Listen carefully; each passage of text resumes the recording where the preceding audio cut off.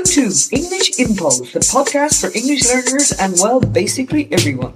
And welcome to our section on well-being today, where we dive into our physical, emotional, social, and work well-being which affect us daily.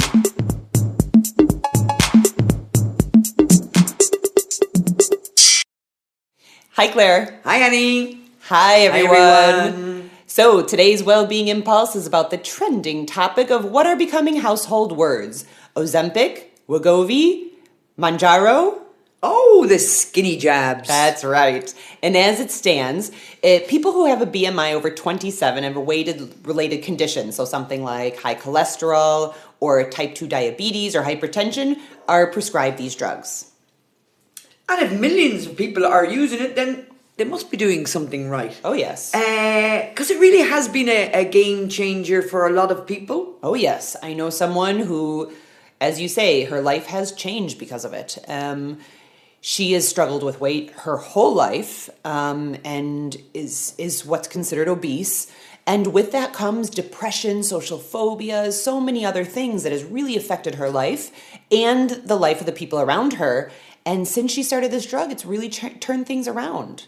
Yes, because I think when you do reach a certain level of obesity, no diet's going to work. No, exactly. And it's just something that she would try one thing and it would fail, try another thing. And it's been so frustrating for her for over years. Yeah. But again, maybe it's another conversation for another day. But the underlying thing is, why is our society so obese? Well, specifically the U.S. society. U.S. Yeah, but it's we know, we can see it here in Spain, and we can see it in other European countries which didn't exist 20 years ago. This extreme obesity. Yes. Not being slightly overweight. That's right. It's becoming more and more a problem. And so the biggest appeal apparently isn't just weight loss. It's removing the struggle to lose weight, which again, I think with people with extreme obesity, to suddenly go down 20 kilos and start to be able to function and do some exercise, all that I agree with. I think it's great. But there's another thing, isn't there? I mean, people do say that, you take this drug and you suddenly have no cravings, and you might even remove cravings for other things, like other addictions, like alcohol, like tobacco. That's right. You don't have any mental battle with food.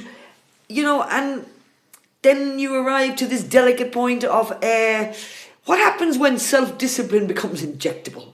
Oh God, that's a scary thought. Yeah. Are you buying willpower? That's right. But do you think that that's really happening? That people who don't meet the criteria are being subscribed the drug? Well, again, we're moving on to the argument of if you can afford it, you don't really need a prescription, you just buy it. And yes, I do know, and I've heard of people who, I've got a wedding in 3 months' time, so let's just have a few skinny jabs. Yes, really? Yes. So, and that's by very young people who probably, again, a few kilos overweight and just couldn't be bothered to do that little bit of exercise. But I feel uncomfortable I'll about that. fit into that dress in 3 months' time. Well, that makes me kind of angry. I mean, if it's really being used like that, that makes me angry because I just feel it fits into that, like, the whole body optimization culture where you need to be, perfect. You need to have, this idea that I'm going to live forever and look like I'm 30 forever, or 20 even. And, this whole kind of like, there has to be this premium lifestyle stack, no? Like I have my personal trainers, my supplements, my wearable tech, and now my skinny jab. Like, I don't know. I don't. Yeah, it is. I agree. It's becoming a bit too much. But caveat emptor, buyer beware. Unlike a diet, this isn't temporary. Well, that's the other thing. Exactly. I mean, it's just like all the other supplements and wearable tech and trainers that you're going to have. I mean, it's cling, forever. Cling, cling, says the pharmaceutical company. Oh, yeah. Every time somebody does it, So, I mean, again, it's like, if you stop, your appetite returns. Yeah. If you stop, your weight comes back and probably comes back a lot faster. Yeah. So, it's like, it behaves more like, a gym membership or a Netflix or a skincare routine, except the product... Your monthly membership, yeah.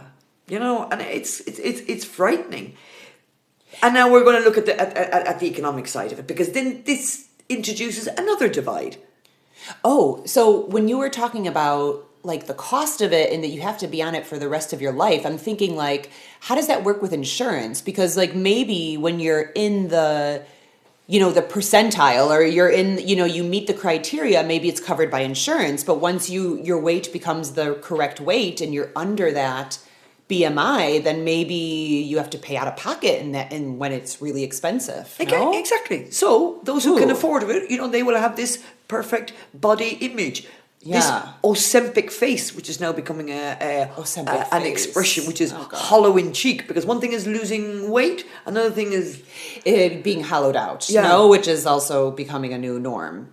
I don't like that. If it is becoming something that's like more designed for a quick fix, I don't like this. A metabolic privilege. A metabolic privilege. That's right.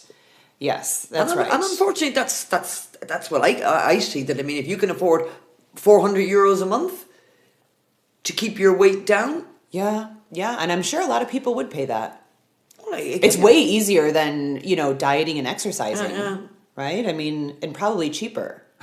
So I think we weighed up both sides. I mean, I think we agree that under extreme conditions for a lot of people, hazard, for health reasons, and yes, it can change your life, and it's very positive. Yeah. But this other side of I can afford this, and I'm just going to add it to my subscriptions, and I'm just going to be super beautiful for the rest of my life with a perfect image. But yeah, I think that it's good. I think that we need to put a lot of trust into our doctors, that they prescribe this drug to the right people when they need it and not use it as like a quick fix, as you were mentioning. No? Yeah, but again, money's money, and pharmaceutical companies are pharmaceutical companies. Yeah, so pharmaceutical companies run the world. I think it's here to stay. That's for sure. I'll tell you one more thing before we go. What? They're no longer skinny jabs. I think one of those 3 brands have now introduced it in tablet form. Oh. How good is that? You just pop a pill. Oh, that changes everything too. And you're off. Even easier. Yeah. Even easier. And maybe even cheaper. No? Because hopefully. Who knows? Yeah. It may be more expensive because it's easier. I'll pay an extra 100 and get the tablets rather than the jab, because the jab's a bit uncomfortable. Yeah, true. Exactly. Yeah, I don't know. I don't like this topic. No, not at all. Okay, well, do you guys know anyone who's on one of these drugs, and how has it changed their lives? Yeah, we'd like to hear the good stories, please, and bad stories. Not all the negative. There must be some good stories out there too. All right, leave us a note. Do. Bye. Bye.